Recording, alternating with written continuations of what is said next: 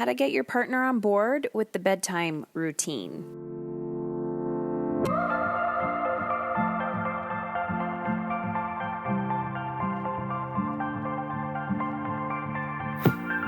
Hey ladies. Okay, so today I'm really excited to share this question that I often get from my clients and community members.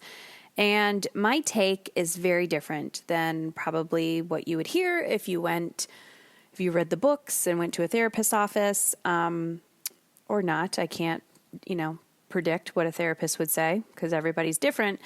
But I want to give you a different perspective when it comes to controlling, taking ownership for how you want to feel and the life that you want to lead.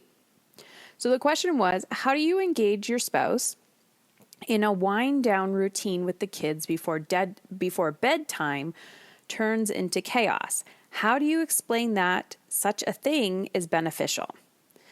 Okay, so here's my thought. You and I both know that routine is essential for healthy development. It is essential for children. It is essential for adults. We also know that vegetables are good for us, and so is exercise and drinking lots of water. But not all of us do those things regularly. So this is about leading by example. So let me explain. As an individual, whether you are a female or a male listening to this podcast and you're interested in this topic of how to get your partner on board with the bedtime routine, is number one, you and only you, not your partner, because you cannot control your partner.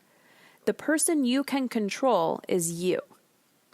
You have to get super crystal clear on what that bedtime routine looks like for you. What would benefit you? What would that look like for you? What would you like that routine to look like? And more often than not, everything that we do as humans is self-serving. So if you're getting the kids ready for bed, depending on the age of your kids and what that looks like, you can start that routine. Let's just say your kids are around 6 years old or 7 years old or 8 years old, whatever.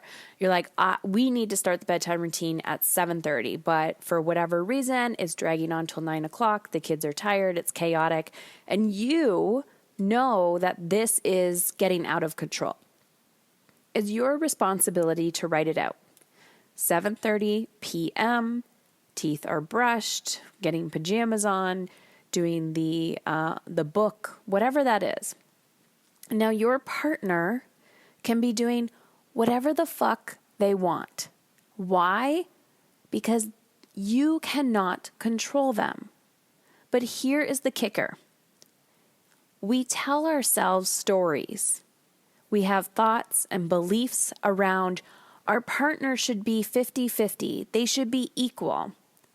But if we want to take ownership for something in our lives and create more ease, then we have to ask for what we need. But remember, not everybody will show up as equally as we do. So when we set expectation and they don't meet our expectation, we get angry and resentful. So if you have absolutely no expectations that your partner is going to be on board with you, then there's nothing to get mad about. I personally have struggled with this in the past when I started, like our kids are 14, 9, and 6. Excuse me, our boys are 14, 9, and 6. And so we've been all over the map with sleeping, from co-sleeping to letting the kids, it's just been all over, right? You have like a decade and a half of experience with sleeping. So you find your routines, and with every child developmental phase, there are new routines that kind of take place, and with every season as well. But I'll tell you one thing. I always ask myself, how do I want to feel tonight? What do I need to get done? What do I need to bring to the table? What do I need to prepare for myself tonight? What time do I need to get to bed in order to feel refreshed in the morning?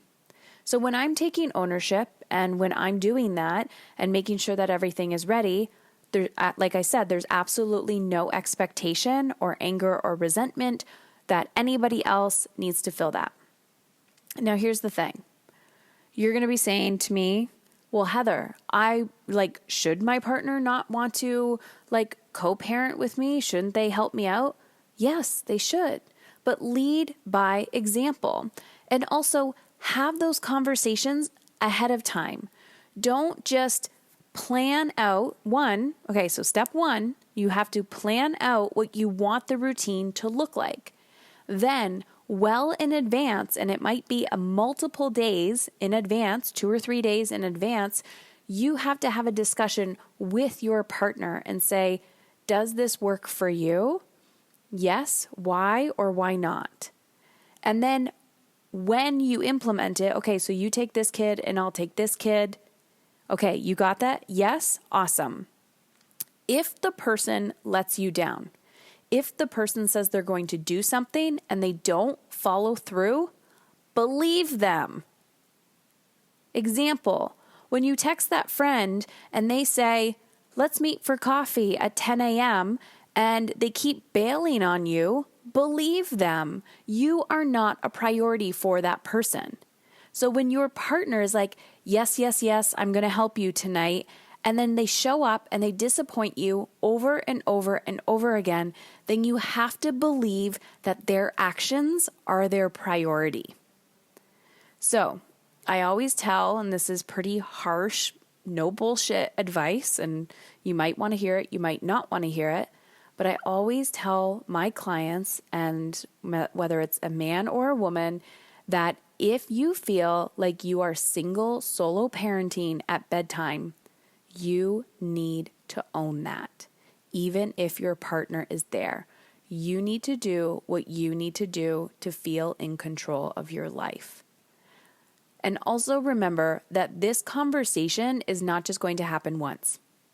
You might create a ritual, discuss it with your partner.